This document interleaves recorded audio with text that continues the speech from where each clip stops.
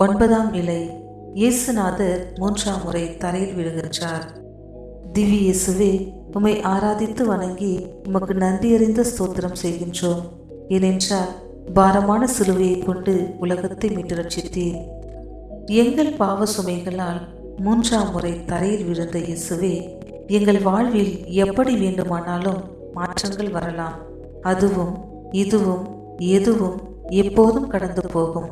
ஆனால் நீர் எங்களை மறந்துவிட மாட்டீர் என்ற இறை நம்பிக்கையோடு எங்கள் பலவீனங்களை கடந்து வாழ்வில் எழுந்து விரைந்து நடக்க வரம் தாரும். ஆமேன்.